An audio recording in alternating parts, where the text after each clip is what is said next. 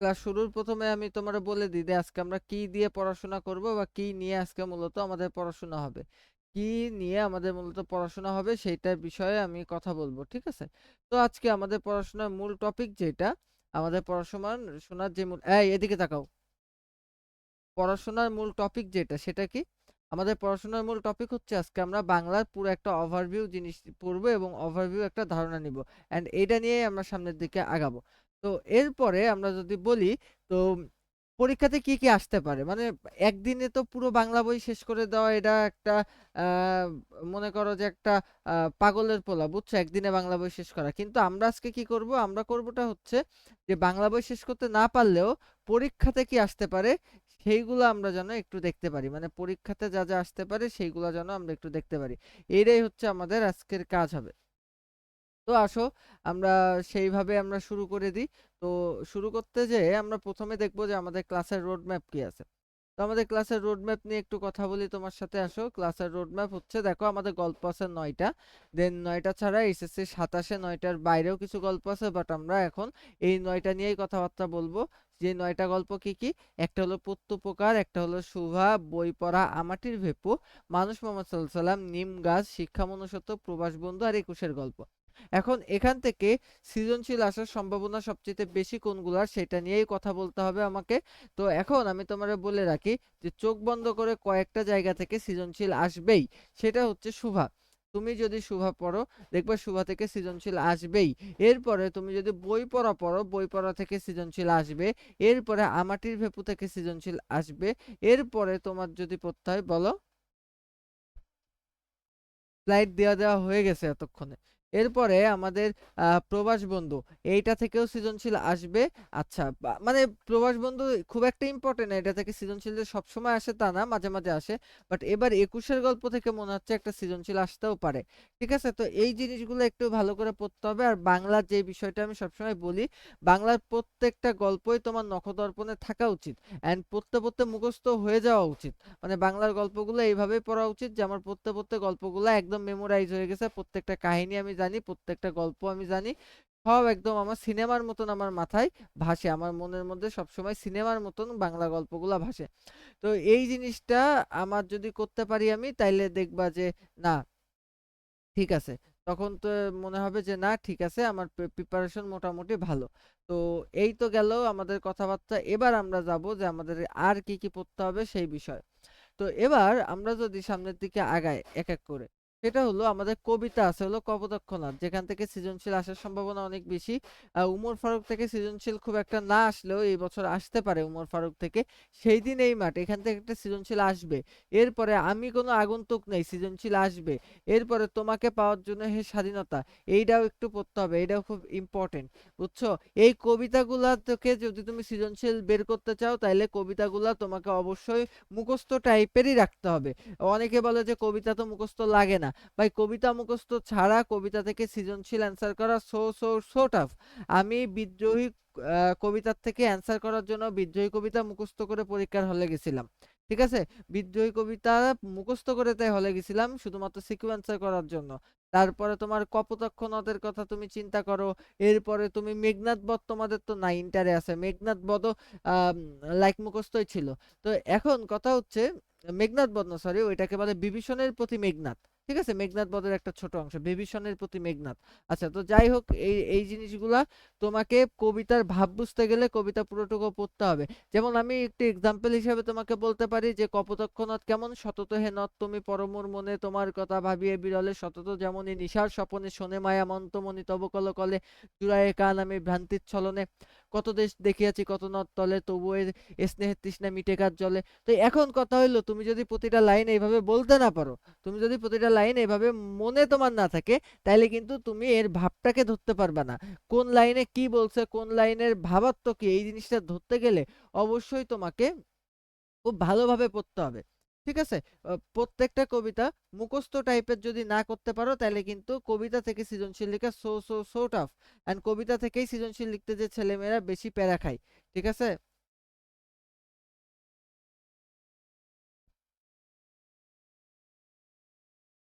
কি ঠিক আছে? চোখ চোখ কোন দিকে?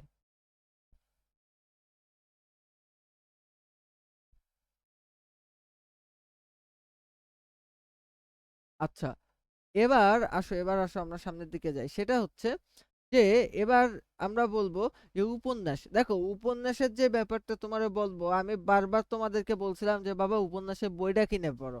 ওই তোমার হচ্ছে আনন্দ পাঠের তো উপন্যাস পড়ে মজা নেই। উপন্যাসের বই কিনে পড়তে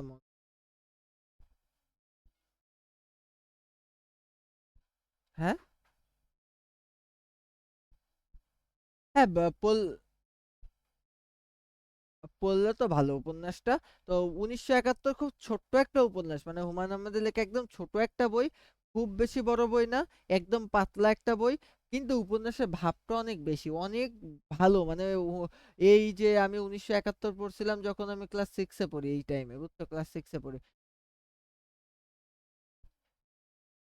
তো ১৯৭১ উপন্যাসটা খুব সুন্দর। তো যাই হোক, এটা ভালো জিনিস, কিন্তু কথা হলো যে এখান থেকে আমাদেরকে সৃজনশীল লেখার জন্য কিভাবে পড়তে হবে। উপন্যাসটা পুরো নখদর্পণে থাকা লাগবে। প্রত্যেকটা ক্যারেক্টার সম্পর্কে জানতে হবে, প্রত্যেকটা কাহিনী সম্পর্কে জানতে হবে, প্রত্যেকটা মানুষের চরিত্র সম্পর্কে জানতে হবে। দেন তোমাকে জানতে হবে রফিক সম্পর্কে। দেন তোমাকে জানতে হবে ওই যে মিলিটারির যে ইয়াটা ছিল, অফিসারটা ছিল, তার সম্পর্কে। তারপরে ওই পাগলটার সম্পর্কে জানতে হবে, যে পাগল পেয়ারা নিয়ে ঢুকছিল। তো এই সমস্ত কিছু তোমাকে কিন্তু খুব সুন্দরভাবে নখদর্পণে রাখতে হবে, না এই উপন্যাস থেকে অ্যান্সার করা কষ্ট হয়ে যাবে। এবার যদি বলি যে আমাদের প্রতিটা পাঠে আমাদের থাকবে কি, আমাদের লেখক পরিচিতি। দেখো লেখক পরিচিতি খুব বেশি যে ইম্পর্টেন্ট তা না। কিছু কিছু স্পেসিফিক লেখক পরিচিতি তোমাকে পড়তে হবে। তার মধ্যে হইতে পারে যে আমাদের উম, কাজী নজরুল ইসলাম, দেন রবীন্দ্রনাথ ঠাকুর, দেন সুকান্ত ভট্টাচার্য, বিভূতিভূষণ বন্দ্যোপাধ্যায়, শরৎচন্দ্র চট্টোপাধ্যায়, ঈশ্বরচন্দ্র বিদ্যাসাগর। এগুলো বলো, কিছু বলছো? আমার ক্যামেরা অন করতে হবে?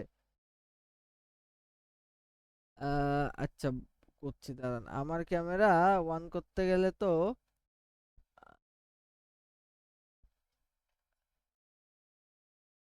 রেজিস্ট্রেশন না আন্টি, আমার এই জায়গাটাই কত যে গল্প কাহিনী চলে এই কম্পিউটারের মধ্যে।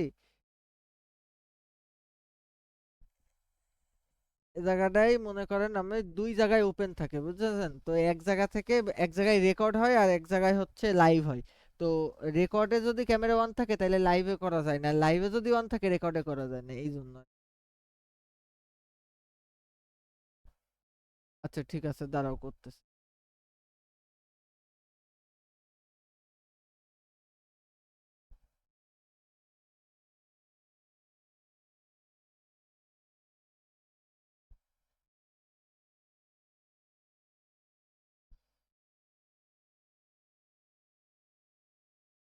কি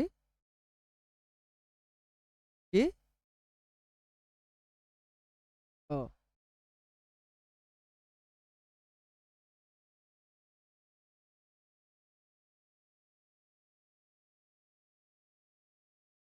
আচ্ছা, তো এখন কথা হলো যে এবার আমরা সামনের দিকে আস্তে আস্তে আগায় আসো।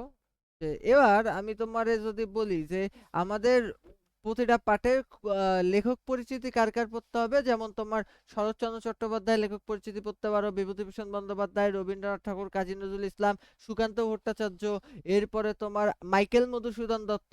মানে যেই কবিগুলা আমাদের মোটামুটি পরিচিত, তাদের কবি পরিচিতিটা দরকার। তবে সবার বাপ মার নাম দরকার না। তুমি কাজী নজরুল ইসলামের বাবা মার নাম একটু দেখতে পারো, রবীন্দ্রনাথ ঠাকুরের বাবা মার নাম একটু দেখতে পারো, আর হচ্ছে শরৎচন্দ্রের বাবা মার নাম একটু দেখতে পারো। আর কারোর লাগে না সচরাচর, ঠিক আছে। আর সুকান্তর মৃত্যুটা একটু দেখতে পারো। সুকান্তর সুকান্ত ভট্টাচার্যের বিখ্যাত যেই কাব্যগ্রন্থগুলা সেইগুলা দেখতে পারো। এইগুলা মোটামুটি একটু দেখতে পারো আর কি। আচ্ছা, তো আসো আমরা এবার সামনের দিকে আগাই। তো এখন আমাদের গদ্য অংশে আমাদেরকে কি কি আছে, আমাদের গদ্য অংশে মোট ৯টা প্রবন্ধ ও গল্প আছে। মানে প্রবন্ধ জিনিসটা কি সেটা দেখি ক্লিয়ার কিনা, তোমার কাছে আমি একটু শুনতে চাই, প্রবন্ধ কাকে বলে দেখি ক্লিয়ার কিনা। প্রবন্ধ কি বলো, আর গল্প কি? প্রবন্ধ কি আর গল্প কি বলো? হ্যাঁ,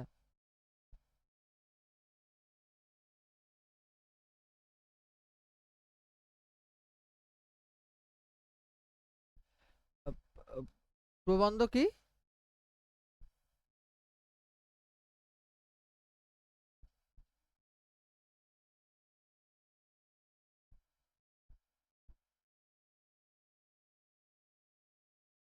আচ্ছা, প্রবন্ধ মানে কোনো একটা টপিক নিয়ে লেখা হবে, ঠিক আছে? যেমন মনে করো বই পড়া, বই পড়া। তো এই বই পড়ার মধ্যে তোমার কারোর জীবন কাহিনী আছে, কারোর সুখ দুঃখ আছে, কিচ্ছু নাই। বই পড়ার মধ্যে শুধু আছে বই পড়ার প্রয়োজনীয়তা নিয়ে, বই পড়া কেন দরকার, বই পড়া কেন ইম্পর্টেন্ট, এটাই আছে। তার মানে প্রবন্ধ জিনিসটা হইলো ডিরেক্ট। না না, গল্প কিভাবে একটা টপিক নিয়ে লেখা হচ্ছে? গল্পের মধ্যে তোমার সুখ দুঃখ আছে, গল্পের মধ্যে একটা ফ্লো আছে। বাট বই পড়ার মধ্যে তুমি কোনো ফ্লো পাইছো? বই পড়া একটা জায়গায় আটকায় আছে, সেই একটা জায়গায় কোনটা? আমাদেরকে বই পড়তে হবে। কিন্তু তুমি যদি ছোট গল্প দেখো, দেখবে যে ডাইমেনশনে আগায়, গল্প আস্তে আস্তে সামনের দিকে আগায়। গল্প আস্তে আস্তে সামনের দিকে আগায়, কিন্তু প্রবন্ধ আগায় না। প্রবন্ধে একটা টপিক শেষ পর্যন্ত ধরে রাখতে হয়, ঠিক আছে? তো তুমি গল্পের প্রথমে যদি সলিমুদ্দিনরা পাও, তুমি শেষে যেয়ে দেখবা সলিমুদ্দিনের ছেলে হয়ে গেছে। কিন্তু তুমি বই পড়া যে পড়ে যাচ্ছ, তুমি একদম লাস্ট অব্দি তুমি ওই বই পড়াতেই স্টপ থাকবা, বই পড়াতেই স্টেবল থাকবা। তো এই তো কথা হলো গল্প। আর এখন তোমার হচ্ছে আমরা আস্তে আস্তে আসা শুরু করি। আমাদেরকে প্রত্যুপকার পড়তে হবে। প্রত্যুপকার লিখেছেন কে? ঈশ্বরচন্দ্র বিদ্যাসাগর। আচ্ছা, ঈশ্বরচন্দ্র বিদ্যাসাগর সম্পর্কে কি জানো বলো? ঈশ্বরচন্দ্র বিদ্যাসাগর সম্পর্কে কি জানো বলো আমারে। কিছু তো জানা উচিত। ঈশ্বরচন্দ্র বিদ্যাসাগর সম্পর্কে কি জানো? আর?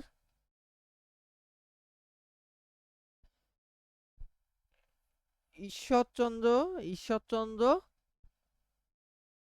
কি বলো? আচ্ছা, ওনার নাম বিদ্যাসাগর কেন হয়েছে?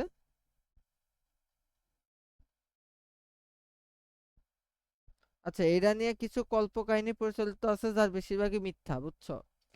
তো এখন কথা হলো যে ঈশ্বরচন্দ্র বিদ্যাসাগর নিয়ে যা যা লেখা আছে, একটু একবার চোখ বুলাও তো। বলো। আচ্ছা, আমি যা যা লিখে আনছি সেটা একবার একটু চোখ বুলাও তো, দেন আমি তোমার গল্পটা বলি।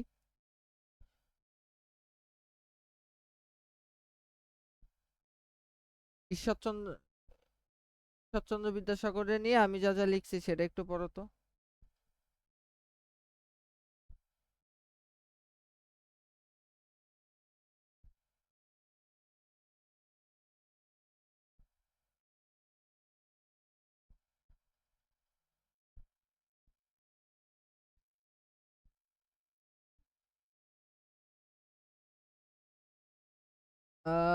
প্রবন্ধ কেন হবে?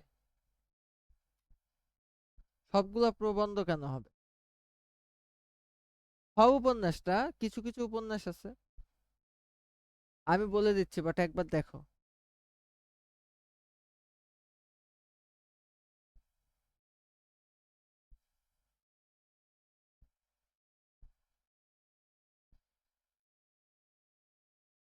আচ্ছা বলো, এটা পড়ে কি বুঝছো?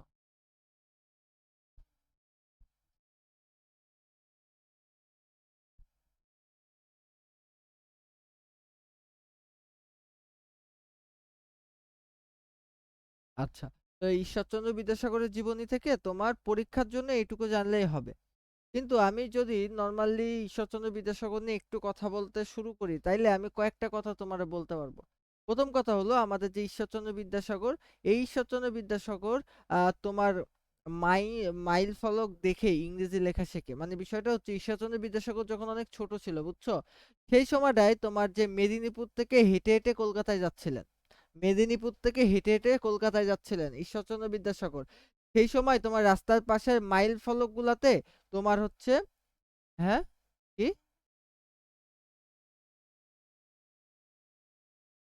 কি কি কি পড়ছো বলো তো? তা এই জিনিসটা তুমি আমারে কেন বললে না?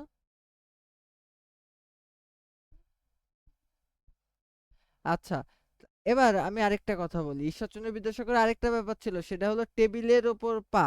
বুঝছো, টেবিলের উপর পা কি?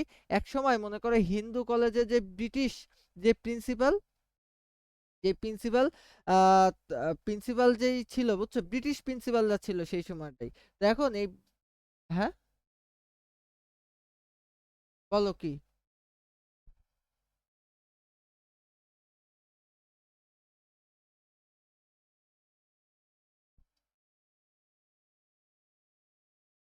বলো, অসুবিধা নাই, বলো।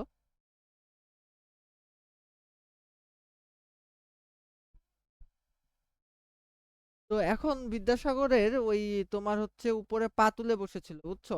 তো এখন এই যে পা তুলে বসেছিল ওই প্রিন্সিপালের ব্রিটিশ একজন, তো এই জিনিসটা বিদ্যাসাগরের কাছে অপমানজনক মনে হয়, বুঝছো? তো কিছুদিন পর তোমার হচ্ছে ওই যে তোমার কার সাহেব যে ছিল, বুঝছো, বা ওই ব্রিটিশ যে লোকটা ছিল, তো যখন কোনো একটা কাজে বিদ্যাসাগরের অফিসে যায় তখন বিদ্যাসাগর কি করে একই রকম ভাবে জুতো পরা তোমার ও অবস্থায় তোমার পা টেবিলে তুলে রেখে দেন, বুঝছো? কারণ আহ, তিনি হচ্ছে এটাই বোঝাতে চাইছিলেন যে যেমন তুমি সম্মান করবা ঠিক তেমনই সম্মান পাবা, ঠিক আছে? এটা ঈশ্বরচন্দ্র বিদ্যাসাগরের একটা অপমান স্টাইল ছিল। এখন এইগুলো নর্মাল কথাবার্তা। তো তিনি ল্যাম্পপোস্টের নিচে পড়াশোনা করেন, বুঝছো? আর তার প্রচন্ড জেদ ছিল। এই জিনিসটাও একটু মাথায় রাখতে হবে ঈশ্বরচন্দ্র বিদ্যাসাগর সম্পর্কে। খুব বেশি কিছু মনে না রাখলেও হবে, কিন্তু ঈশ্বরচন্দ্র বিদ্যাসাগর খুব জেদি মানুষ ছিল। তিনি ল্যাম্পপোস্টের নিচে পড়াশোনা করছেন, এগুলো একটু জানতে হবে।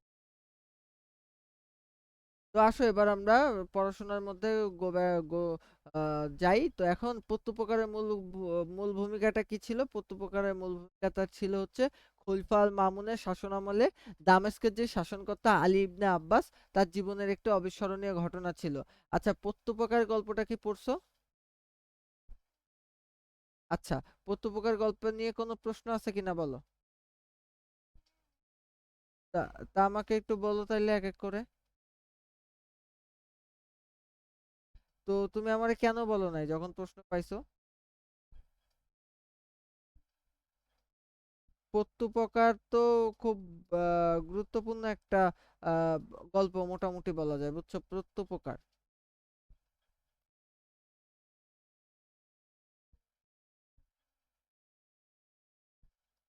কি?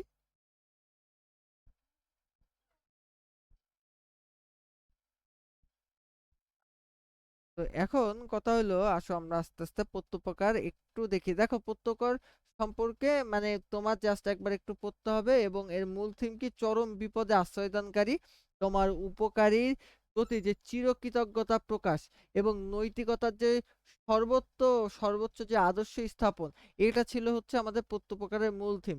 এবং চরিত্রটা কি ছিল? আলী ইবনে আব্বাস। এবং আলী ইবনে আব্বাস কেমন ছিল? একজন কৃতজ্ঞ, আদর্শবান, এবং তোমার রুহুম নামক জৈনিক ব্যক্তি, সে হলো নিঃস্বার্থ পরোপকারী। আচ্ছা, তো এখন কথা হচ্ছে যে এই গল্পটা আমাদেরকে এই যে মূল ভাবগুলো আমরা জানলাম।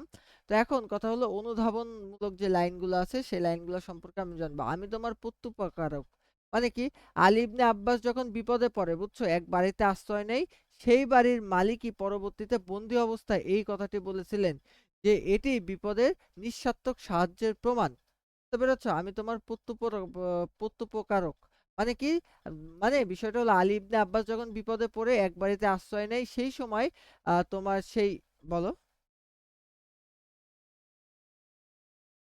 হ্যাঁ, হ্যাঁ,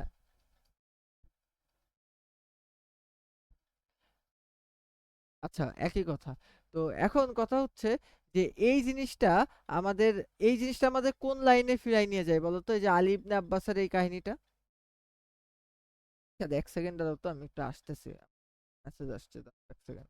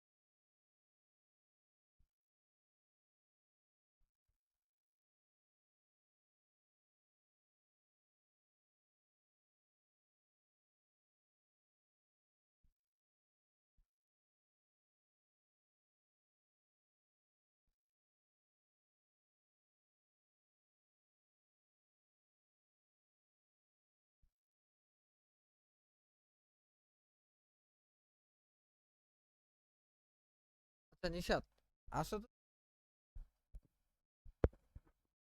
হ্যালো। আচ্ছা, তো আসো তাহলে আমরা আবারও শুরু করি। দেখুন, প্রত্যুপকারের যে ব্যাপারটা সেটা হচ্ছে, দাঁড়াও আমি হচ্ছে আমার গ্রুপের একটা মেসেজ আসছিল ভার্সিটির, তো এটা নিয়ে। তো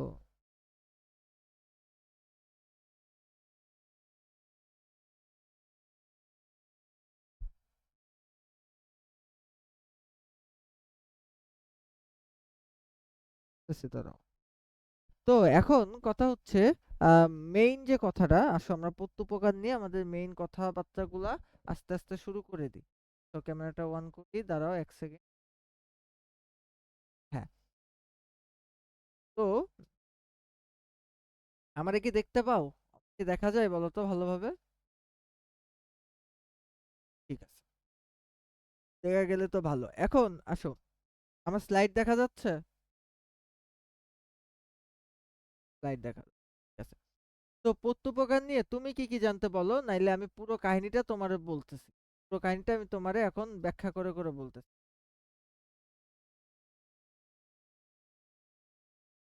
আচ্ছা আচ্ছা, ঠিক আছে ঠিক আছে, আমি আমি শুরু করি, আসো আমি। তা ভালো করে আমার কথা মনোযোগ দিয়ে শুনবা। প্রত্যুপকার আমি পড়ছি বেশ বেশ 3-4 4-5 বছর আগের কথা। তারপরে আমি তোমারে বলি, সেটা হচ্ছে বাগদাদের খলিফা ছিল। খলিফার নাম কি ছিল? খলিফা আল মামুন। অত্যন্ত প্রিয় এবং বিশ্বাসভাজন একজন পাত্র ছিল। সেই পাত্রের নাম কি ছিল? আলী ইবনে আব্বাস। কি নাম ছিল? খলিফা আল মামুনের একজন প্রিয় এবং বিশ্বাসভাজন একজন ছিলেন, তার নাম ছিল আলী ইবনে আব্বাস। তো একদিন কি হয় জানো? খলিফা, বুঝছো, একবার খলিফা এক ব্যক্তির উপর ভীষণ রেগে যান। তো ভীষণ রেগে তিনি লোকটিকে বন্দি করে ইবনে আব্বাসের জিম্মায় রাখার পরামর্শ দেন। মানে কি, এই যে আমাদের খলিফা আল মামুন, এই খলিফা আল মামুন, তার খুব বিশ্বস্ত একজন ছিল, তার নাম ছিল ইবনে আব্বাস। তো ওই যে ইবনে আব্বাস, ওই ইবনে আব্বাসের কাছে তোমার রাখার পরামর্শ দেন। কাকে রাখার পরামর্শ দেন বলো তো? আব্বাস, এই যে আমাদের ইবনে আব্বাস, এই ইবনে আব্বাসের কাছে একজনকে রাখার পরামর্শ দেন। কে পরামর্শ দেন? ওই আল মামুন পরামর্শ দেন। কেন পরামর্শ দেন? কারণ এই আব্বাস ছিল খুব বিশ্বস্ত একজন ব্যক্তি। ঠিক আছে? তো আব্বাস যেহেতু খুব বিশ্বস্ত ব্যক্তি ছিল, তো মামুনের ধারণা ছিল যে আব্বাসের কাছে যদি ওই ব্যক্তির এসে রেখে দেয়, তাহলে কোনোভাবে ওই ব্যক্তিকে আব্বাস ছাড়বে না। তো ঠিক আছে, এখন এই সময়টাই তোমার হচ্ছে কেমন হয় বলো তো? জিম্মায় রাখার নির্দেশ দেন এবং বলেন, কাল সকালবেলা, কাল সকালে আমার দরবারে হাজির করবে। কার দরবারে? ওই যে আমাদের আল মামুনের দরবারে হাজির করতে হবে। কখন? কাল সকালবেলা। আমি এর বিচার করব। আলী ইবনে আব্বাস বন্দীকে নিজের বাড়িতে নিয়ে যান। ঠিক আছে? তো এখন রাতের বেলা কথার প্রসঙ্গে তিনি একটা কথা জানতে পারেন। কি জানতে পারেন? যে বন্দী যে লোকটা, ওই লোকটার বাড়ি ছিল দামেস্কতে। ঠিক আছে? দামেস্ক যে নগরটা ছিল, ওই দামেস্ক নগরে মোটামুটি আমাদের ওই যে লোকটার বাড়ি ছিল। মানে যে লোকটা বন্দী ছিল। কার কাছে বন্দী ছিল? খলিফা, কি আমাদের খলিফা কি বলতো? আল মামুন। কলদিনে খলিফা আল মামুনের তোমার হচ্ছে বন্দী ছিল, এবং ওই বন্দীকে রাখার জন্য আব্বাসের কাছে রাখা হয়। তো এখন আব্বাসের কাছে যে রাখা হয়েছে, এখন মূল কথা হলো, আমাদের আব্বাস যখন জানতে পারে যে ওই লোকটার বাড়ি ছিল কোথায়, দামস্ক নগরে, ঠিক আছে, তো দামস্কর কথা শুনে ইবনে আব্বাসের একটা পুরাতন স্মৃতির কথা মনে পড়ে। ওই পুরাতন স্মৃতিটা কি ছিল বলতো?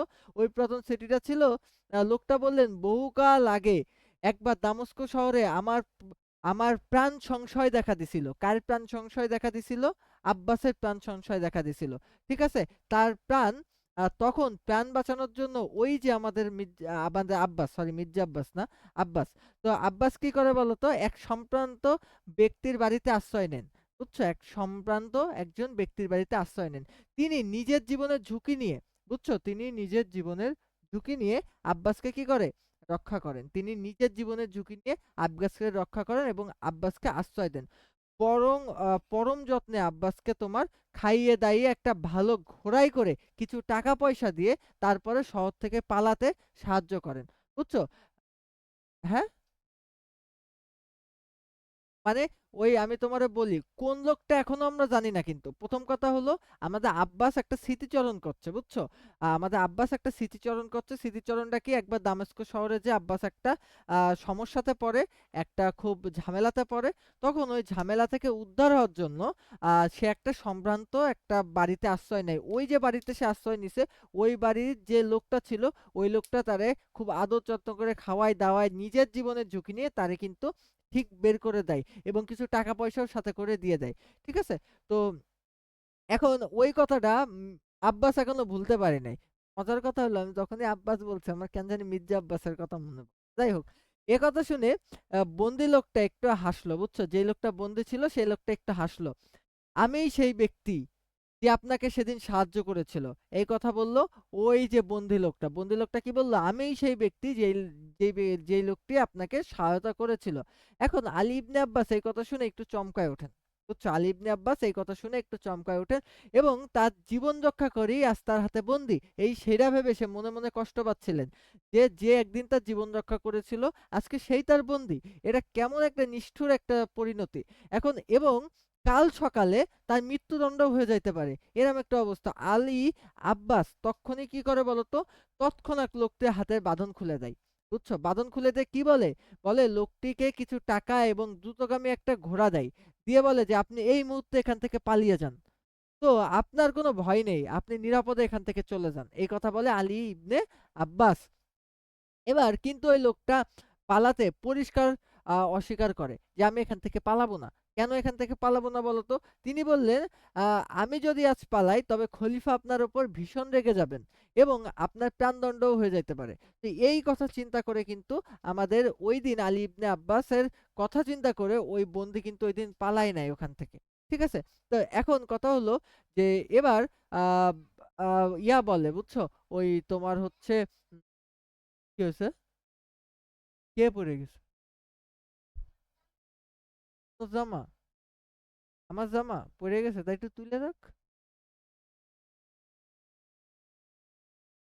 আমার জামা পড়ে গেছে তাই তোলার অনুমতি চাইতে আইলো। বোতল আসবে।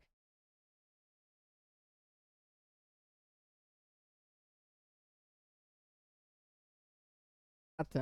তো এখন কথা হলো যে আলী ইবনে আব্বাস, হ্যাঁ, ওই উনাকে বলে যে তুমি এখান থেকে পালাই যাও। কিন্তু তাকে কোনোভাবে পালাই যাবে না সে। কোনোভাবে পালাই যাবে না। কার কথা ভেবে? ওই আলী ইবনে আব্বাসের কথা ভেবে সে পালাই যাবে না। তো এখন বলে আম আপনার উপর কিন্তু আমাদের খলিফা মামুন খুব রেখে আছেন। আপনার কিন্তু প্রাণদণ্ড হয়ে যেতে পারে। আপনি এখান থেকে পালাই যান।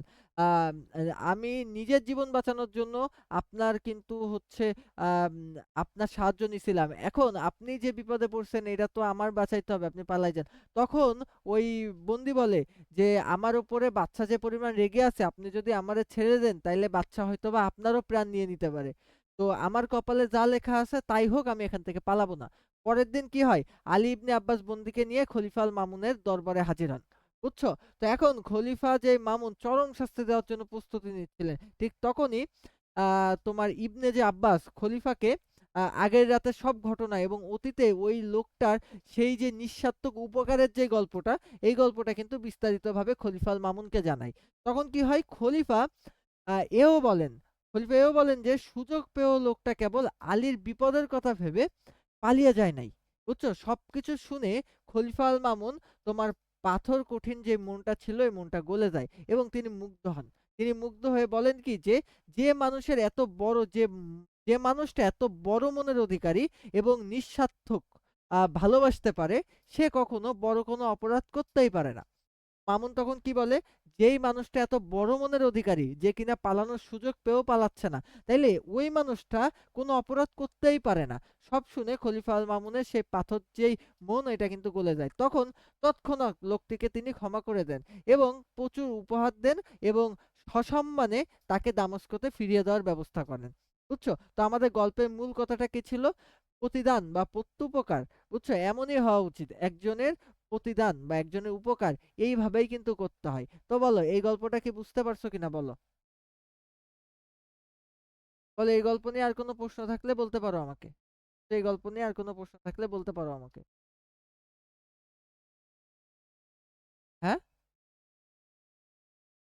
আচ্ছা। তো এখন সৃজনশীলটা দেখো।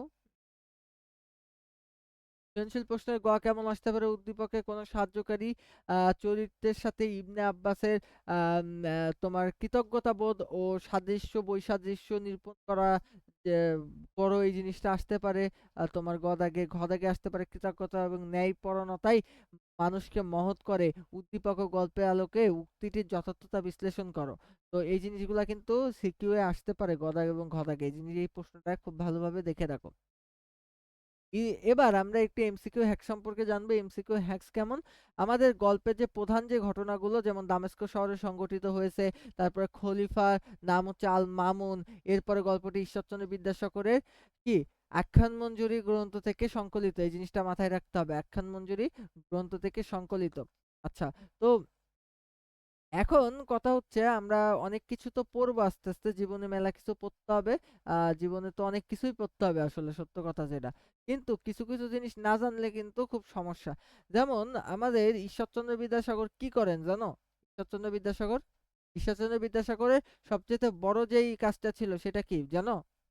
বলতো।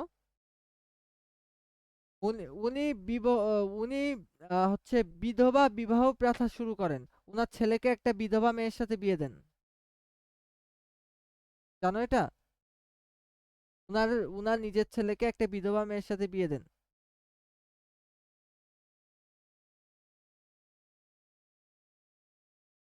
আচ্ছা, তো এবার আমরা যদি বলি রবীন্দ্রনাথ ঠাকুর সম্পর্কে। আচ্ছা, রবীন্দ্রনাথ ঠাকুর কিন্তু ছোট গল্পের রচয়িতা। ঠিক আছে? মানে ছোট গল্পের জনক কি বলা হয়? রবীন্দ্রনাথ ঠাকুরকে। এখন ছোট গল্প কাকে বলে বলো তো? যে গল্পটা হঠাৎ করে শুরু হবে এবং যে গল্পটা হঠাৎ করেই শেষ হবে। এই গল্পে তোমার কোনো ধরনের কিছুই হবে না। কি হবে না বলো তো? ওই গল্পের কোনো যে চরিত্র, ওই চরিত্র পূর্ণতা পাবে না। মানে ওই চরিত্র একেবারে ওই চরিত্রে এন্ডিং দেখানো হবে না। এবং ছোট গল্পটা হুট করে শুরু হয়েছে, হুট করে শেষ হয়ে যাবে। তো এই গল্পটা লেখেন হচ্ছে রবীন্দ্রনাথ ঠাকুর। রবীন্দ্রনাথ ঠাকুর সাহিত্যের প্রত্যেকটা চ্যাপ্টারে তার ভূমিকা আছে। সাহিত্যের প্রত্যেকটা অঙ্গে রবীন্দ্রনাথ ঠাকুরের বিচারণ আছে। শুধুমাত্র রবীন্দ্রনাথ ঠাকুর হলো মহাকাব্য লিখে নাই। রবীন্দ্রনাথ ঠাকুর কেন মহাকাব্য লিখে নাই এই প্রশ্ন করা হলে তিনি উত্তর দেন যে মহাকাব্যের দিন শেষ, এখন ছোট গল্পের বাংলাদেশ। ধুত্তোরি, এই গল্প এই কথা সে বলে না। বলে যে মহাকাব্যের দিন শেষ, ঠিক আছে, এখন মহাকাব্য লিখে কোনো লাভ নাই। তো এখন কথা হলো যে আসো আমরা শুভা গল্পটা একটু পড়ার চেষ্টা করি। তো রবীন্দ্রনাথ ঠাকুর মূলত জোড়াসাঁকোর ঠাকুর পরিবারে জন্মগ্রহণ করেন এবং মোটামুটি সে হচ্ছে ইয়াই ছিল, ওই জমিদার টাইপেরই ছিল, তারা জমিদার বংশে জন্মগ্রহণ করেন। এখন শুভা গল্পটা পড়ি। রবীন্দ্রনাথ ঠাকুর সম্পর্কে বহু কথাবার্তা বলেছি। তো রবীন্দ্রনাথ ঠাকুর নোবেল পাই কোন কাব্যগ্রন্থের জন্য? এটা বলতে পারলে আজকে একটা পুরস্কার দেবো। রবীন্দ্রনাথ ঠাকুর নোবেল পায় কিসের জন্য? কোন রচনার জন্য সে নোবেল পায়? এরা বলতে পারলে একটা পুরস্কার দেবো।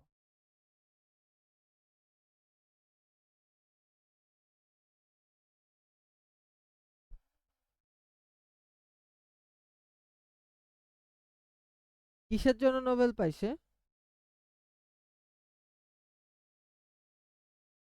আচ্ছা, কিসের জন্য নোবেল পায় এটা বললেই হবে। কি বইটার নাম কি ছিল? এটা বললে হবে।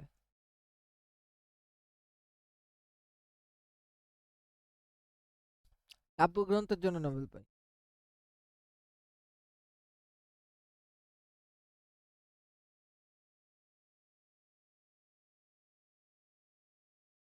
তাইলে বলতে পারলে পুরস্কার দিতাম।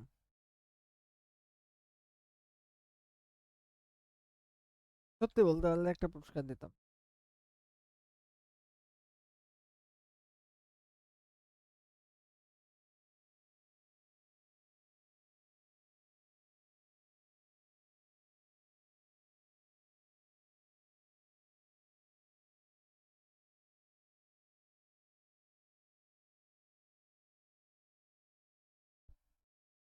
কি?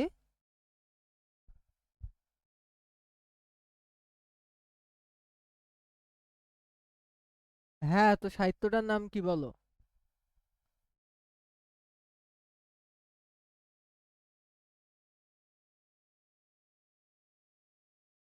Song offerings.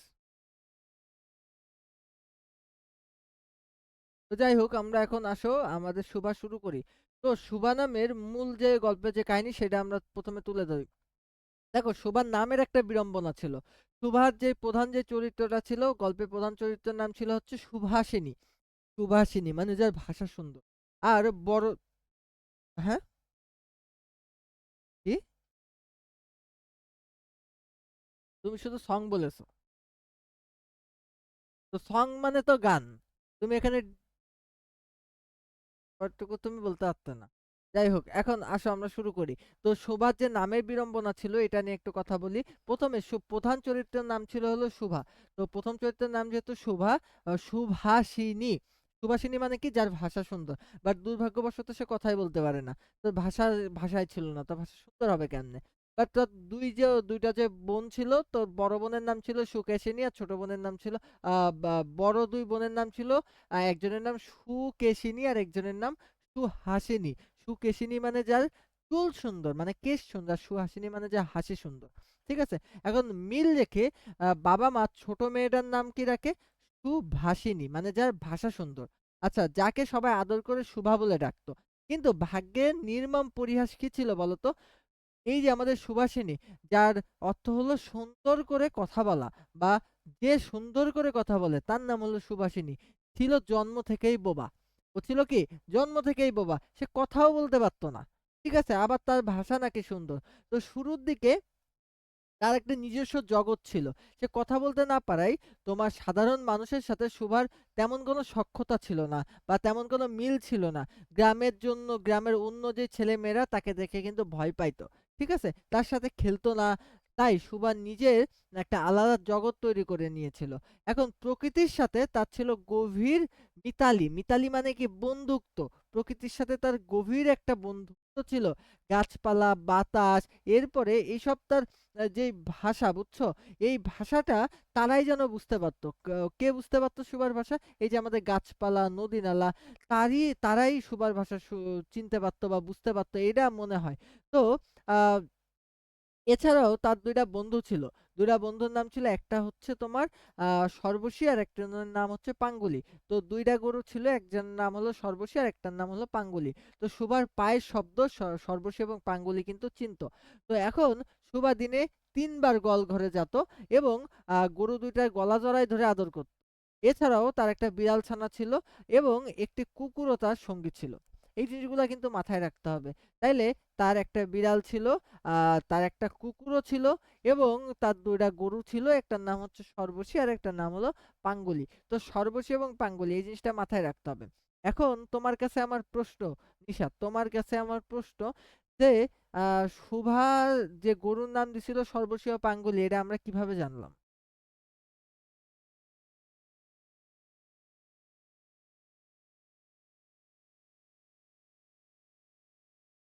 হ্যাঁ? বলো?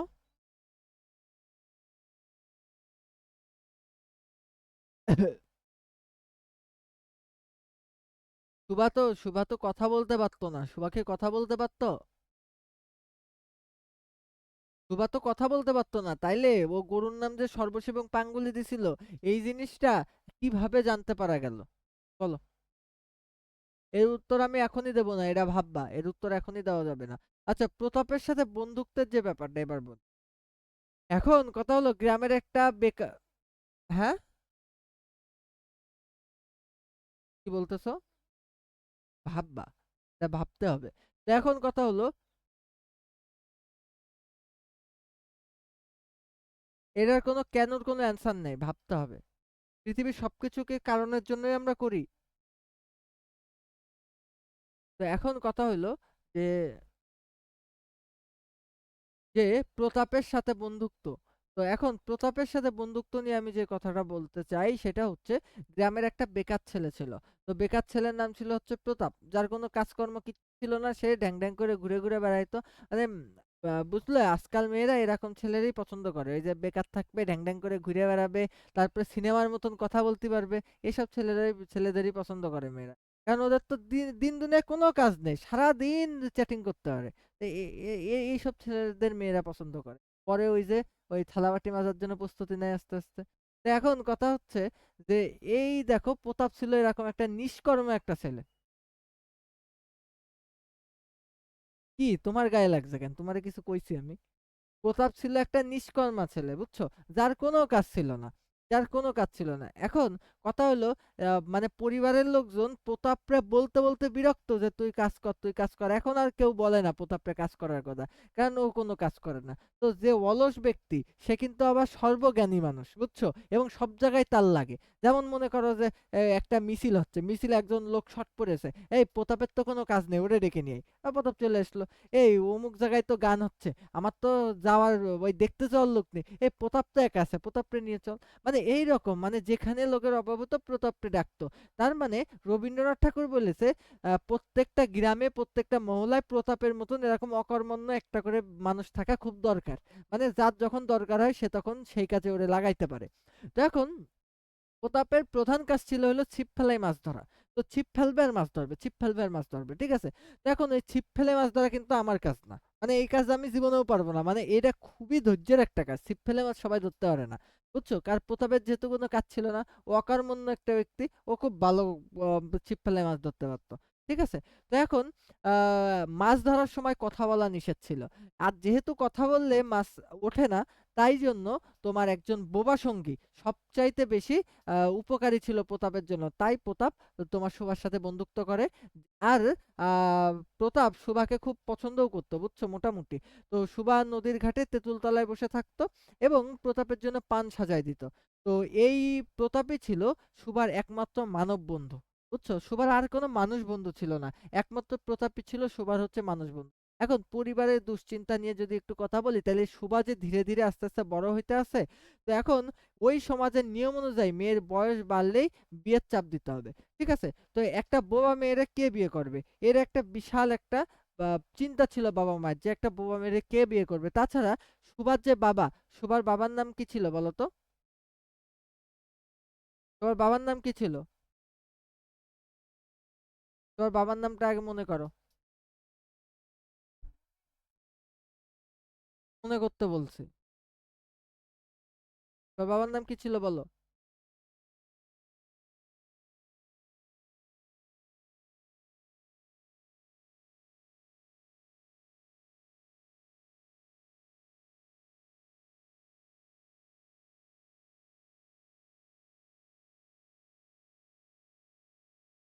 তোমাদের বাড়ির চাল কয় চালা ছিল? ২ চালা না ৮ চালা? আচ্ছা।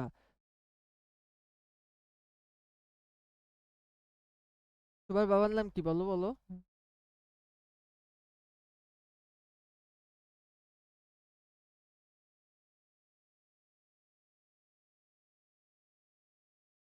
আমি তো বলার জন্যই আসছি। তোমার বাবার নাম আমি তোমার কাছ থেকে শুনবো। তোমার বাবার নাম বলো। তোর বাবার নাম কি ছিল? বলো, বলো, বলো। বলো। আচ্ছা বই দেখো। দেখে বলো।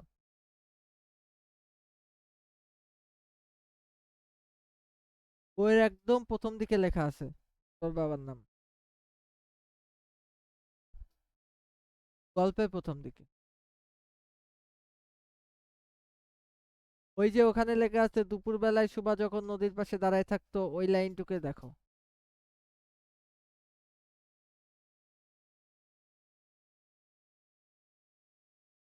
লাইন সহ বলে দিচ্ছি, তারপরেও নাম মনে আসে না।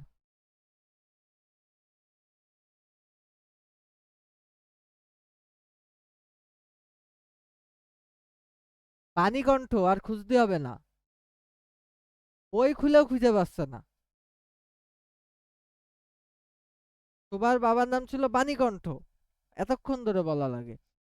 তো এখন কথা হচ্ছে যে এই যে আমাদের বাণীকণ্ঠ, বুঝছো? তো এখন প্রচুর পরিমাণে চাপ আসতো বিয়ের জন্য। তো বোবা মেয়েরে কে বিয়ে করবে এটা নিয়ে সুভার বাবা বাণীকণ্ঠ ও তার মা ভীষণ দুশ্চিন্তা করতো সবসময়। যে গ্রামের মানুষ তাদের এবার এক ঘরে করে দেওয়ার হুমকি দেয় যে মেয়েরে বিয়ে না দিতে পারলে তোমরা এক ঘরে। তো এখন এইটার একটা কারণ ছিল হচ্ছে বাণীকণ্ঠর ব্যাপার ছিল কি জানো? বাণীকণ্ঠের যে মূল ব্যাপার ছিল সেটা হচ্ছে তোমার বাণীকণ্ঠরা একটু বড়লোক ছিল, বুঝছো? মোটামুটি গোলা ভরা ধান থাকে, মাছ খায় প্রতিদিন। তো মোটামুটি বড়লোক ছিল। এইজন্য মনে করো যে সমাজের নজর পড়ছিল তার দিকে। তা সমাজে একঘরে করে যাওয়ার চিন্তা করে। তো কলকাতায় গিয়ে এক পাত্রের সাথে সুভার বিয়ের কথা ঠিক হয়। তো এখন সবচেয়ে দুঃখজনক ব্যাপার হলো শুভর বাবা-মা পাত্রপক্ষকে জানাননি যে সুভা কথা বলতে পারে না। বুঝছো? আচ্ছা, এই কাহিনী আমি পরে যাই। এই কাহিনী পরে যাই। তার আগে আসি। তার আগে প্রতাপরে শোভা যখন শেষবারের মতন বলতে যাই যে আমি কলকাতায় চলে যাচ্ছি, তখন আম প্রতাপ কি বলে জানো? "কিরে তোর নাকি শুনলাম বিয়ে হবে, তুই নাকি শহরে যাচ্ছিস?" তো এখন এই কথা শুনে শুভা প্রতাপের দিকে কিভাবে তাকায়? শুভা প্রতাপের দিকে তাকায় হচ্ছে তোমার হচ্ছে হরিণের মতন। শিকারী শিকার করার আগে হরিণ যেভাবে শিকারীর দিকে তাকায় থেকে বলে যে আমি কি দোষ করেছিলাম, এইভাবে শুভা প্রতাপের দিকে এক নজরে তাকায় থাকে যে আমি কি দোষ করেছিলাম, মনে মনে বলতে চাচ্ছে আমি কি দোষ করেছিলাম। আর প্রতাপ একটা বলদ ছিল, প্রতাপ একটা মারাত্মক লেভেলে অকর্মণ্য একটা বলদ ছিল। ও জীবনে কিছুই বুঝিনি। আর সুবারে ভালোবেসে দেখতো বলে, মানে ভালোবেসে মানুষের জুতো বলে যে ডাকা যায়, ওর কাছ থেকে আমরা শিখছি। তো এরপরে আমরা কলকাতার যেই পাত্রের সাথে তোমার শুভার বিয়ে ঠিক হয়। তো ওই পাত্র তোমার জানতোই না যে শুভা বোবা ছিল, বুঝছো? তো দুঃখজনক ব্যাপার ছিল, এটা খুবই দুঃখজনক ব্যাপার। তো পাত্রপক্ষ শুভাকে দেখতে গিয়ে পছন্দ করে। এবার ধুমধামের সাথে তাদের বিয়ে টিয়ে হয়ে যায়। তো এখন মর্মান্তিক যে পরিণতি, বিয়ের পরে পাত্রপক্ষ যখন জানতে পারলো যে আমাদের শুভা বোবা, তখন তারা ভীষণ ক্রুদ্ধ হয়, মানে ভীষণ রেগে যায়, এবং সুভার যে স্বামী ছিল তাকে অবহেলা করতে শুরু করে এবং খুব দ্রুত আরেকটা বিয়ে করে। আর সবার জীবনে নেমে আসে একটা ভয়ঙ্কর একাকিত্ব আর অন্ধকার। যে মেয়েটি গ্রামের মুক্ত প্রকৃতির মধ্যে, বুঝছো? যে মেয়েটা গ্রামের মুক্ত প্রকৃতির মধ্যে বিশাল জগতে তার নিজের একটা জগৎ গড়ে নিয়েছিল, কলকাতায় চার দেওয়ালের মাঝে সে সম্পূর্ণ তোমার হচ্ছে নিঃসঙ্গ এবং অবরুদ্ধ হয়ে পড়ে ওই যে বিয়ে দেওয়ার ফলে, বুঝছো? তো এবার এইভাবে অবরুদ্ধ অবস্থায় সুভার মৃত্যু ঘটে, সুভা মারা যায়। তো এই গল্পের মূল কথা কি ছিল? রবীন্দ্রনাথ ঠাকুর এই গল্পের মাধ্যমে তোমার প্রতিবন্ধী মানুষের প্রতি সমাজের যে নিষ্ঠুরতা, তৎকালীন সমাজের নারীদের, বিশেষ করে আমরা যদি বলি যে কন্যা দায়গ্রস্ত যে পিতা আছে, এই পিতার যে অসহায়ত্ব, এই বিষয়টা কিন্তু গভীরভাবে তুলে ধরা হয়েছে আমাদের এই শোভা গল্পের মধ্যে। তো আশা করি তুমি বুঝতে পেরেছো যে সুভার যেই তোমার বেদনা, এইটা কিন্তু এখনো পর্যন্ত আমাদের মন ছুঁয়ে যায়। তবে মজার ব্যাপার হলো সুভা গল্পের এই সুভার মৃত্যু থেকে শুরু করে সুভা যে বুবা এই কথা না জানানো, এই জিনিসটুকু তোমার বইতে অ্যাড করা হয় নাই। কারণ হইতে পারে কোনো একটা কারণে বই থেকে এই জিনিসটা কেটে দিছে, বুঝছো? বাট আমি তোমার পুরো গল্পের কাহিনীটাই বললাম, আশা করি বোঝা গেছে। তো এবার যদি আমি বলি যে সবকিছু এখানে তো সুন্দর করে আমি সাজাই গুছাই দিছি যে মা তাহাকে নিজের ত্রুটি স্বরূপ দেখিতেন। কেন দেখিতেন? কারণ মারা মেয়েকে নিজের মোটামুটি ত্রুটি হিসেবেই দেখে, এবং প্রকৃতি যেন তাহার ভাষার অভাব পূরণ করিয়া দেয়। মানে কি, সুভা কথা বলতে পারে না, কিন্তু এই যে নদীর শব্দ, তারপরে পাখির ডাক, পাতার মর্মর, এই সব কিছু যেন সুভার যেই কথা বলার যে ব্যাপারটা, এটা পূরণ করে দেয়। তো এই জিনিসটাই বলছে। তো এখন এই কথাগুলা আমরা এমসিকিউ হ্যাক্সকে বোনদের নাম মনে রাখতে হবে, প্রতাপের বলদামিটা একটু ভালোভাবে পড়তে হবে, এই যে সে যে সুবাকে যে জুতো বলে রাখতো, এটাও একটু পড়তে হবে। তো এখন তো এরপরে এই যে গাভী দুইটার নাম কিছু বলছো? হ্যাঁ, তো সু মানে কি? তো এরপরে হচ্ছে তোমার সুবার দুটি গাভীর নাম ছিল, একটা হচ্ছে সর্বশী আর একটা হলো পাঙ্গলি। ভালোবেসেও করে জুতো বলে রাখা যায়, এটা হলো প্রতাপটা না দেখলে কেউ বিশ্বাস। ওরা মনে হয় ইংলিশ পারতো না। যাই হোক, সামনের দিকে যাই। সেটা হলো যে আমরা এখন বই পড়া পড়বো। আচ্ছা, বই পড়ার আগে চৌধুরী সম্পর্কে কি কি জানো আমারে বলে দাও তো। প্রমথ চৌধুরী সম্পর্কে কি কি জানো আমারে বলে দাও।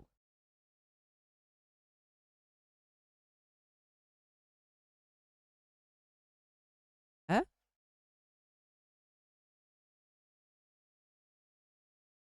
বলো। ওনার ছদ্মনাম বীরবল, হ্যাঁ ওনার ছদ্মনাম বীরবল। আর উনি কিন্তু চলিত ভাষায় সর্বপ্রথম লেখা শুরু করে। প্রমথ চৌধুরী কিন্তু চলিত ভাষায় সর্বপ্রথম লেখা শুরু করেন।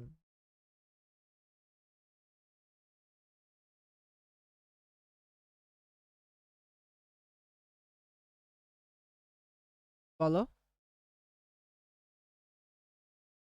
হ্যাঁ, উনি সর্বপ্রথম চলিত ভাষায় লেখা শুরু করে। আর কি জানো ওনার সম্পর্কে?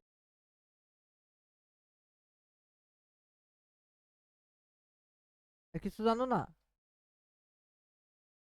কে?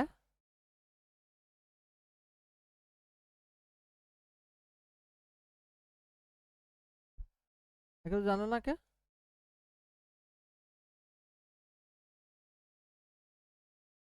না জানলে, না জানলে কোনো অসুবিধা নাই, না জানলে জানাবো। বাট প্রমথ চৌধুরী রবীন্দ্রনাথের জামাই ছিল, হ্যাঁ রবীন্দ্রনাথ জামাই ছিল। হ্যাঁ, ও ছিল রবীন্দ্রনাথের জামাই। তো যাই হোক,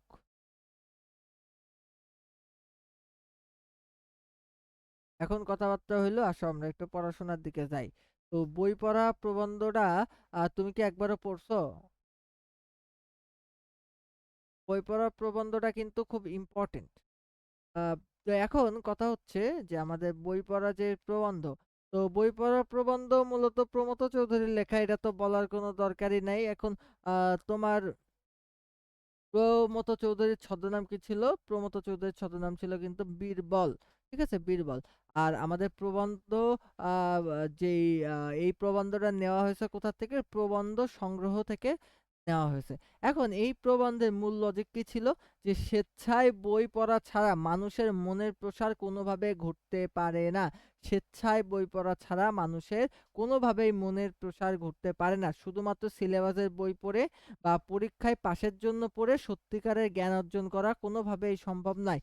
প্রকৃত শিক্ষার জন্য দরকার লাইব্রেরি এবং নিজের আগ্রহে বই পড়ার অভ্যাস অবশ্যই করতে হবে, নাইলে ওই শিক্ষার কোনো মর্যাদা নেই। এই যে তোমারে যে বকে বকে পড়ানো হয়, ও শিক্ষারে বলা হয় শিক্ষা গেলানো। তোমারে যে মেরে মেরে বসানো হয়, এটারে বলা হয় শিক্ষা গেলানো। তাই এই গেলানো শিক্ষা দিয়ে আমরা কিচ্ছু করতে পারবো না। সর্বোচ্চ যেটা হবে, ওইটারে পরীক্ষার হলে উগরাই দিয়ে এসে ভালো একটা নাম্বার পাইতে পারবো। কিন্তু প্রমথ চৌধুরীর কথা অনুযায়ী সুশিক্ষিত লোক মাত্রই সশিক্ষিত। মানে যেসব মানুষরা সত্যিকারে ভালোভাবে শিক্ষিত হয়েছে, তারা নিজে নিজে শিক্ষিত হয়েছে, তাদেরকে কেউ প্রেশার ক্রিয়েট করে নাই। ঠিক আছে, তো এইটাই হচ্ছে ব্যাপার। এবং গুরুত্বপূর্ণ যে কথাটা তিনি বলেছেন, যে হাসপাতাল বনাম লাইব্রেরির একটা কথা বলেছে, যে আমাদের প্রমথ চৌধুরী বলেছে যে স্কুল কলেজের চেয়ে লাইব্রেরি প্রতিষ্ঠা করা বেশি দরকার।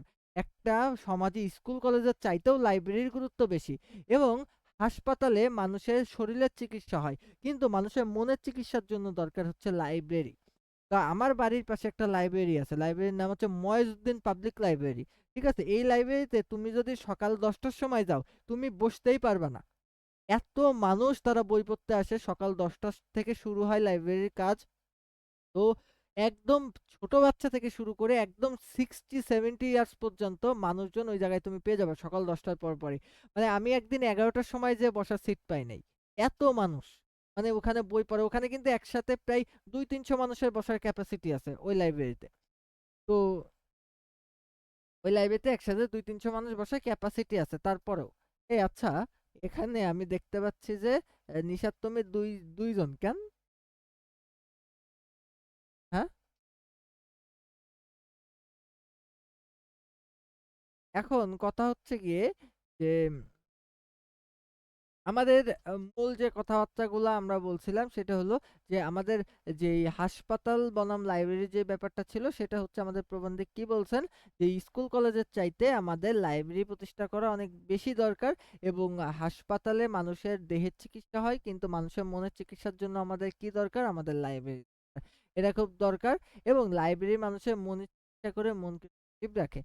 এবার যদি বলি যে আমাদের জোরপূর্বক যে শিক্ষা ব্যবস্থার কথা বলা আছে, সেটা নিয়ে একটু কথা বলতে হবে। সেটা হচ্ছে আমাদের যেই মুখস্থ বিদ্যা, আমাদেরকে মনে করো যে আমাদের যে শিক্ষা ব্যবস্থায় আমাদের শিক্ষার্থীদেরকে জোর করে আমাদেরকে বিদ্যা গেলানো হয়।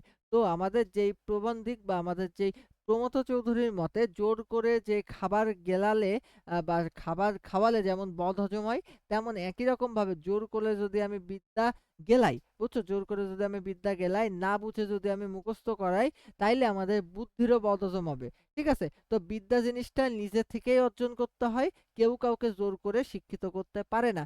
এইটাই হচ্ছে প্রমথ চৌধুরীর ভাষ্য। ঠিক আছে? এখন আমরা যদি বলি যে গণতন্ত্র ও সাহিত্য, তো ডেমোক্রেসি পৃথিবীর সবচেয়ে ফালতু একটা ব্যবস্থা। যাই হোক, তো গণতন্ত্র বা ডেমোক্রেসি সবাইকে অধিকারের দিক থেকে সমান করতে চায়। ঠিক আছে? অধিকারের দিক থেকে সবাই সমান হবে, কিন্তু আসলে অধিকারের দিক থেকে সমান হইতে হয় না। তো অধিকারের দিক থেকে সবাই সমান হবে, কিন্তু এর মানে এই নয় যে সবাইকে একই ছাঁচে একই ঢালে চলতে হবে। সাহিত্য চর্চা হলো আত্মার খোরাক। সাহিত্য চর্চা কি? আত্মার খোরাক। যে জাতি সাহিত্য চর্চা করে না, সেই জাতির মানসিক উন্নতি কোনোদিনই হবে না। যেই জাতি সাহিত্য চর্চা করে না, সেই জাতির মানসিক উন্নতি কোনোদিনই হবে না। এখন স্কুল কলেজে আমাদেরকে শুধু নির্দিষ্ট নিয়মের মধ্যেই আটকে রেখে দেয়। কিন্তু লাইব্রেরি মানুষের পছন্দ মতো বই পড়ে মানুষকে স্বশিক্ষিত হওয়ার সুযোগ দেয়। আমাদের প্রমথ চৌধুরীর মতে একটা উক্তি হলো সুশিক্ষিত লোক মাত্রই, মানে এরা খুবই বিখ্যাত একটা উক্তি, সেটা হচ্ছে সুশিক্ষিত লোক মাত্রই কি স্বশিক্ষিত, সুশিক্ষিত লোক মাত্রই স্বশিক্ষিত। আর যদি বলি যে নদীর স্রোত যেমন পানিকে পরিষ্কার রাখে, তেমনি সাহিত্য চর্চা মনে আনন্দ এবং স্রোতকে সচল রাখে এবং মনকে সজীব এবং গতিশীল করে তোলে।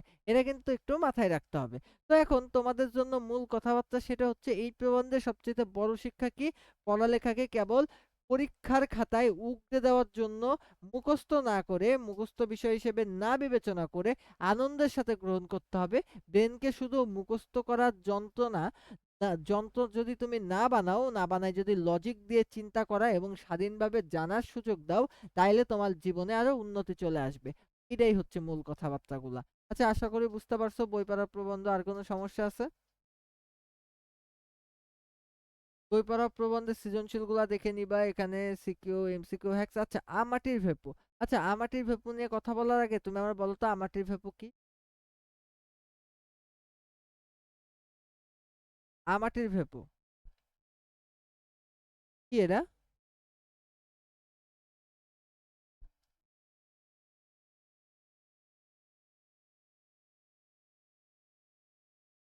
হ্যাঁ, আমাটির ভেপু টপিকটা কি?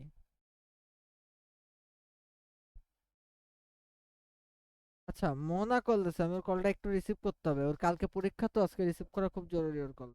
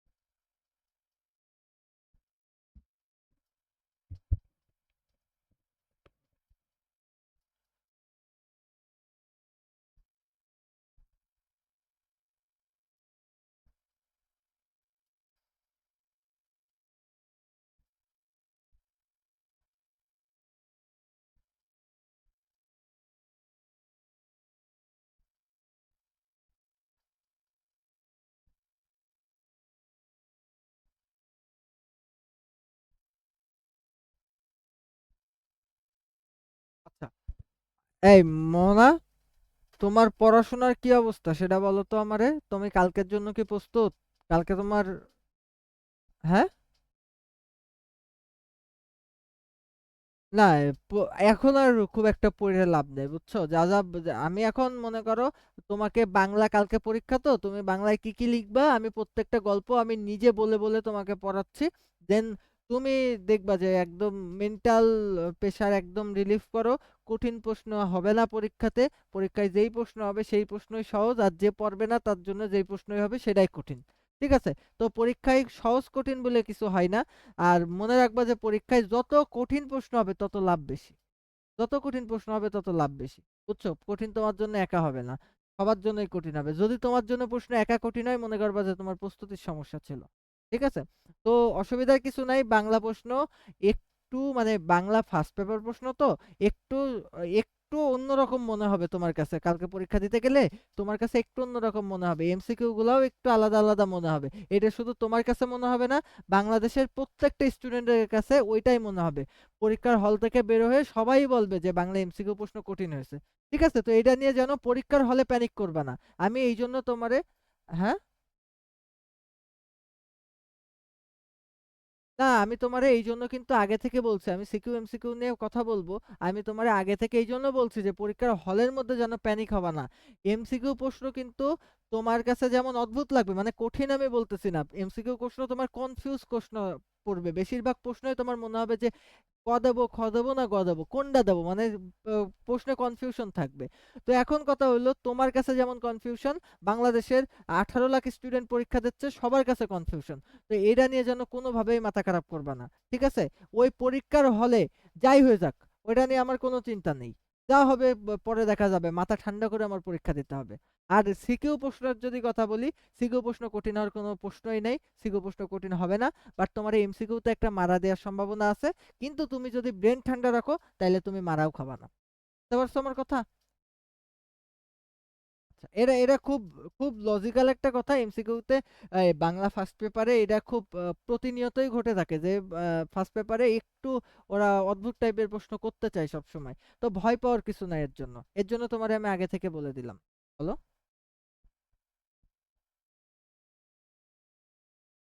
কিছু কি বলছো আমাকে? আচ্ছা, তো আসো আমরা পড়াশোনা শুরু করি। আমরা আমাটির ভেপু নিয়ে পড়াচ্ছি, সরি, আমরা আমাটির ভেপু নিয়েই পড়াচ্ছিলাম। তো আমাটির ভেপু নিয়েই তো পড়াচ্ছিলাম। তো আমাটির ভেপু পড়ানোর আগে আমি একটু জানতে চাচ্ছি যে আমাটির ভেপু কি নিয়ে লেখা, বলো তো?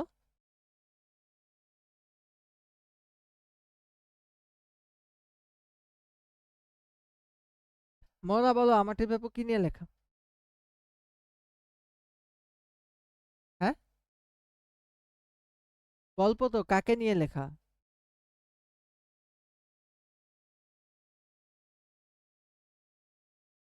আচ্ছা ঠিক আছে, ওয়েট, আমি একটু নিশাতের কাছে জানতে চাই যে আমাটির ভেপুতে হচ্ছে তোমার হচ্ছে দুর্গার বাবার নাম কি ছিল?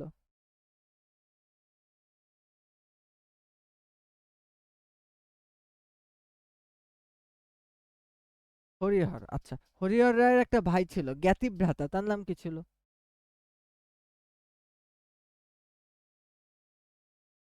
নীলমণি রায়, কে বললো এই কথা? মনা বলছো?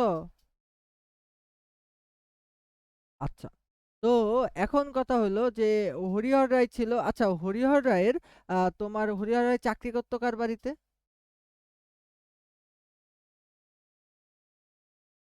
মনা, হরিহর রায় চাকরি করতো কার বাড়ি?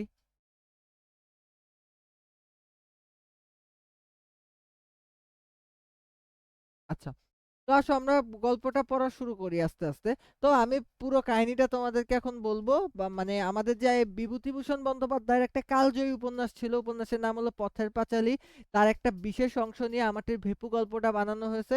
এখন এই যে আমাটির ভেপু, এটা খুব জটিল কোনো প্লট নেই এই গল্পে, মানে এই জায়গাটায় কোনো জটিল কোনো প্লট নেই। আছে হলো গ্রাম বাংলা যে প্রকৃতির খুব কাছাকাছি বেড়ে ওঠা দুই ভাই বোনের শৈশব, এবং তোমার নিখুঁত একটা বাস্তব যে চিত্র সেটা আছে। এখন আমরা যদি বলি যে আমাদের শিক্ষার্থীদের সহজে এই গল্পটা বোঝানোর জন্য আমরা কিভাবে বুঝাই, আমি তোমাদের নরমালি সেটা বলছি। সেটা হচ্ছে, মোটামুটি আমাদের এই গল্পের লেখক বিভূতিভূষণ বন্দ্যোপাধ্যায়, এটা শিওর। আর এটার উৎস পথের পাঁচালী উপন্যাস, এটাও শিওর।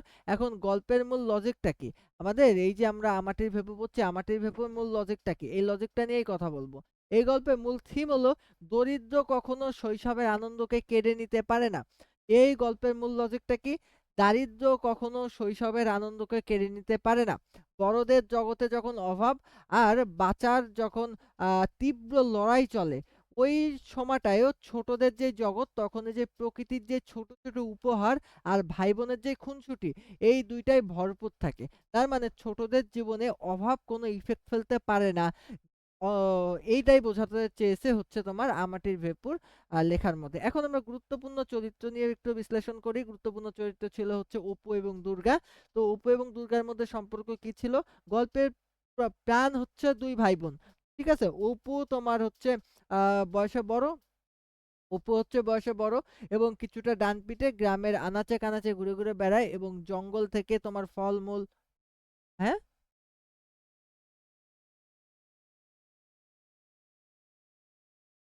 আচ্ছা, ও আমি আমি মিস্টেক করছি। দুর্গা হলো অপুর চাইতে বড় অ্যান্ড হচ্ছে সে কিছুটা ডানপিটে, মানে দুর্গা হচ্ছে ডানপিটে এবং সে আনাচে কানাচে ঘুরে বেড়ায় এবং বন জঙ্গলে ফলমূল, কচি আম, তারপরে কুড়িয়ে চুরি করে এনে ছোট ভাইকে দেয়। ঠিক আছে? এখন অপু আবার দিদির খুব অনুগত একটা ছেলে। অপু দিদির খুব অনুগত। তাদের মধ্যে তোমার ছোটখাটো যে ঝগড়া হয়, ঝগড়া হওয়ার পরেও এদের একে অপরের প্রতি গভীর ভালোবাসা রয়েছে।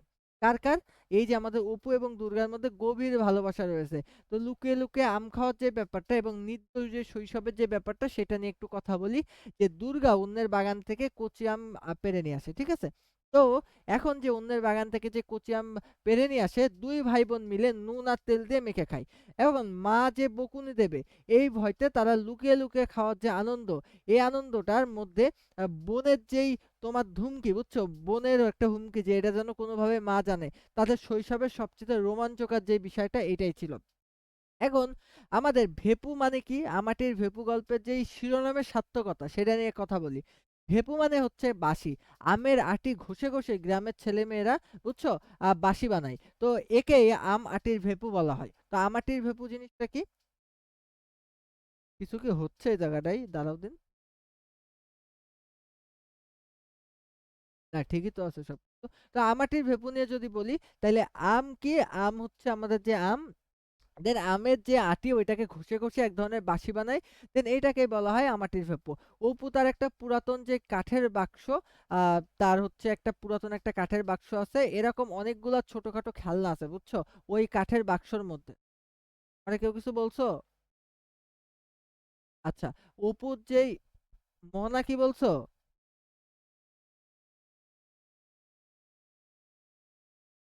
এই আমার কথা কি শোনা যাচ্ছে না নিশাত? একদম শোনা যাচ্ছে না মোহনা? একেবারে আস্তে, আমি তো তোমার কথাও একেবারে আস্তে শুনতে পাচ্ছি।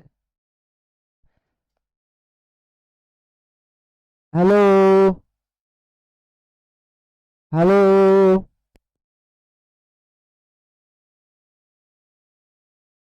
এবার ঠিক আছে? এবার এখন এখন জোরে শুনতে পাচ্ছ? আচ্ছা, ঠিক আছে।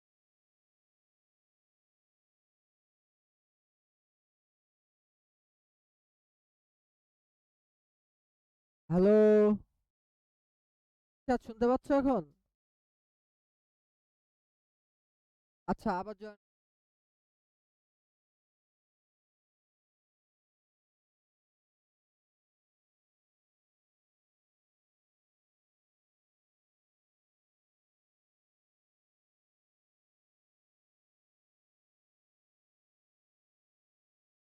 করতে পারছো এখন? আচ্ছা, তো এখন আমাদের মূল যে কথাবার্তাগুলা সেগুলা নিয়ে একটু কথা বলি। তো এখন কথা হচ্ছে যে আমাদের যে অপু ছিল, বুঝছো, অপু ছিল দুর্গার ছোট ভাই। তো এখন অপুর অনেকগুলো ছোটখাটো খেলনা, যেমন নাটা ফল, এরপরে হচ্ছে টিনের ভেপু, তারপর এই খেলনাগুলো,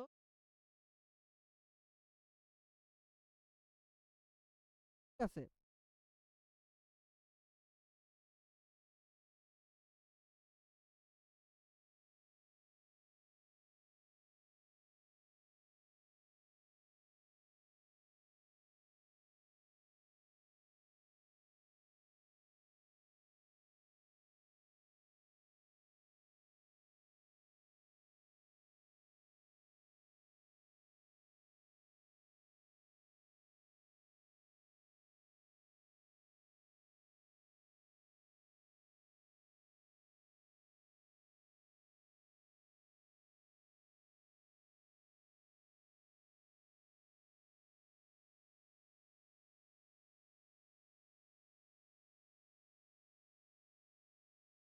এ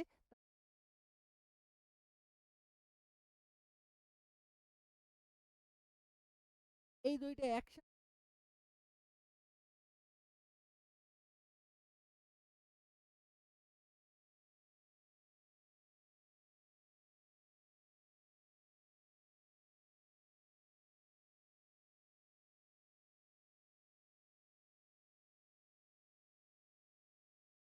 যদি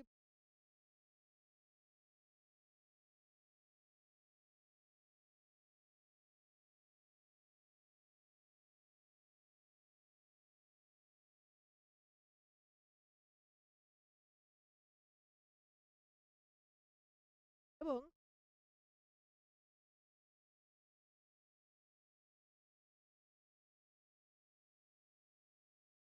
আমার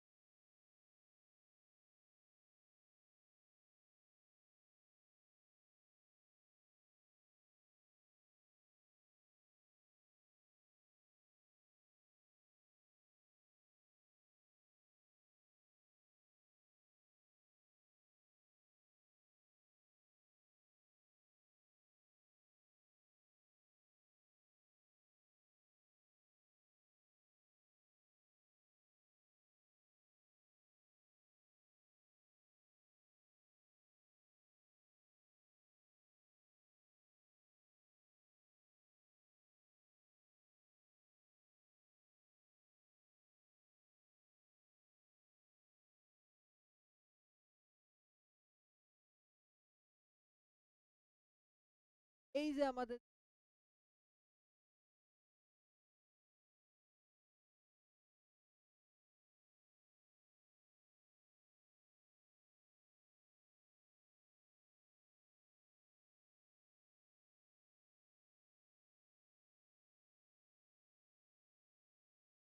মোট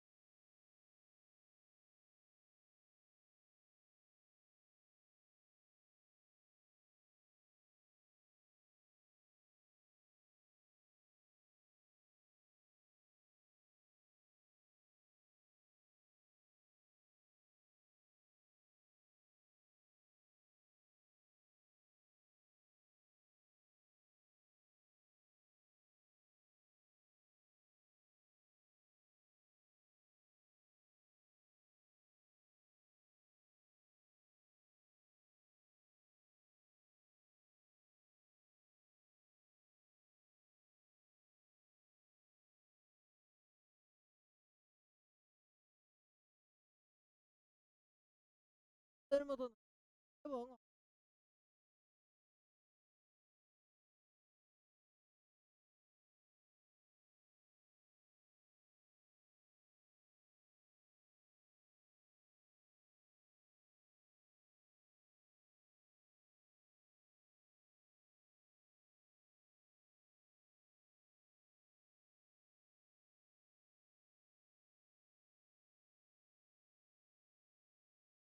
ঠান্ডা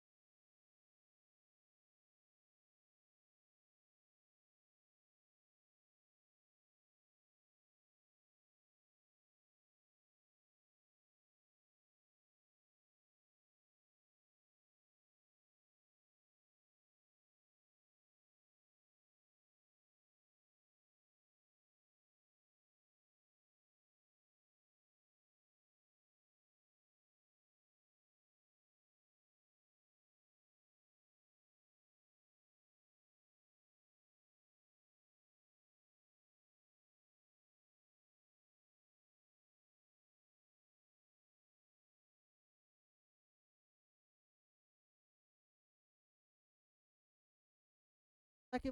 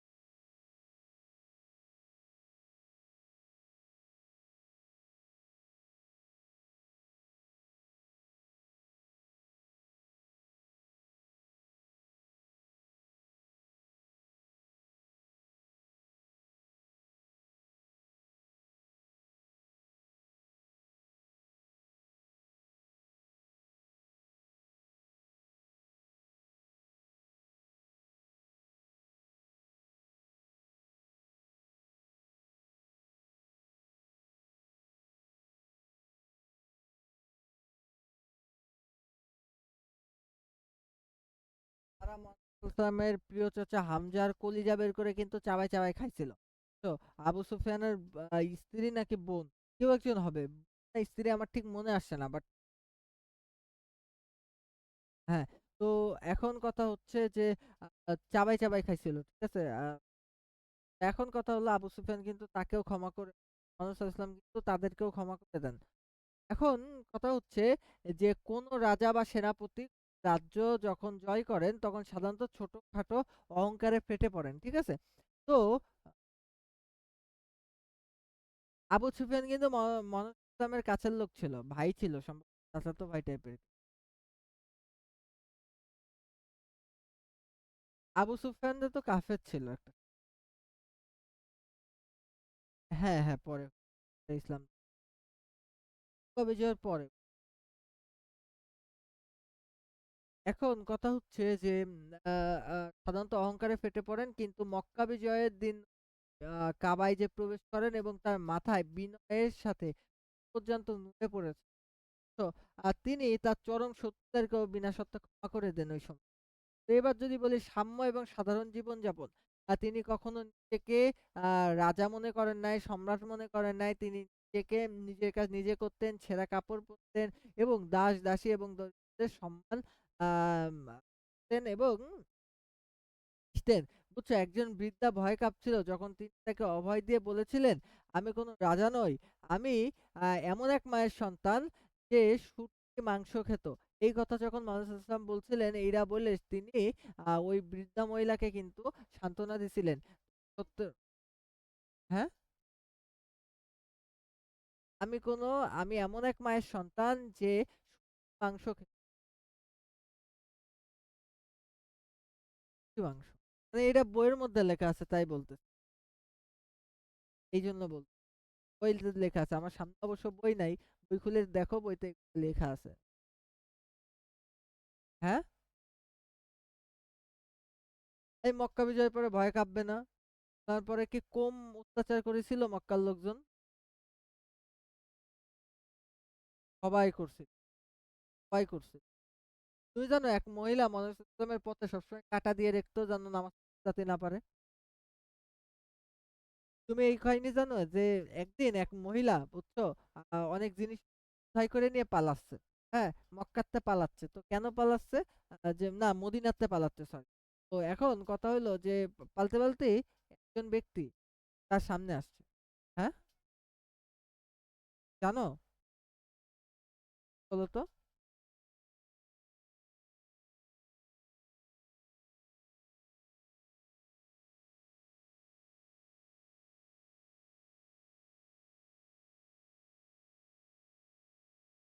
হ্যাঁ, আচ্ছা, ঠিক আছে, ঠিক আছে। এখন কথা হলো শত অত্যাচার আর প্রলোভনের ভয়েও কিন্তু তারে এক চুল সরাইতে পারেন নাই। তিনি ছিলেন তার এক হাত চন্দ্র এবং এক হাতে সূর্য দিলেও সে এই সত্য থেকে যাবে না, সরবে না। তার এক হাতে চন্দ্র এবং এক হাতে সূর্য দিলেও তিনি সত্যটা থেকে বিরত হবেন না। শিক্ষার্থীদের জন্য মেসেজ একটা। তো এটা গেল আমাদের মানুষ সাল্লাম। অবশ্যই এটা শিক্ষার্থীদের জন্য, আমাদের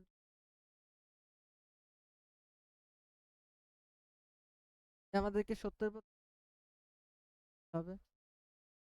আচ্ছা, তো এখন কথা হলো যে কবিতার যেই সর্বমোট ৮টা অসাধারণ কবিতা আছে, অসাধারণ কবিতা কি? তোমার কবিতার মধ্যে সাধারণ কবিতা ৮ সাধারণ কবিতা। তো দেশপ্রেম, প্রকৃতি, ভাষা আন্দোলন, মানবিক বোধ এক চমৎকার সংস্করণ আছে। কবিতার প্রতি আবশ্যক যে ঠিক আছে। তো কবিতা আমি আর কি পড়াবো বলো? কবিতার যেই জিনিসগুলো তোমার পড়তে পড়ে বুঝতে অসুবিধা হবে সেই জিনিসগুলাই বলবা। আ হে নত মন মন বলবা। বিদ্যা এখন তোমার খাইতে চাচ্ছি। ঠিক আছে? হ্যাঁ? তোমার বইয়ের যেকোনো একটা কবিতার নাম বলো।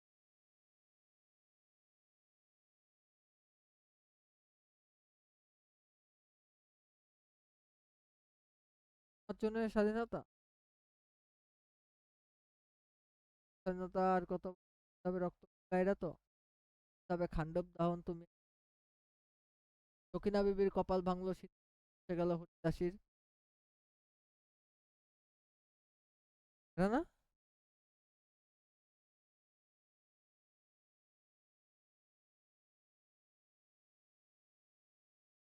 কেন তোমার হিংসা হয়? লজ্জা লাগে?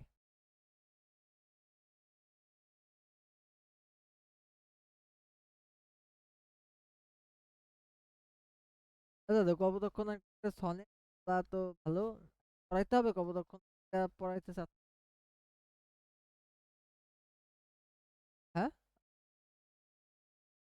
আচ্ছা তো ব্যাস,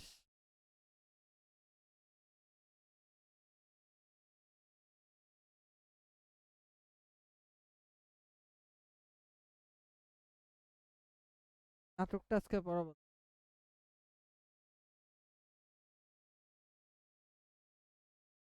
আচ্ছা, তো আজকে এই পর্যন্তই থাক, কি বলো?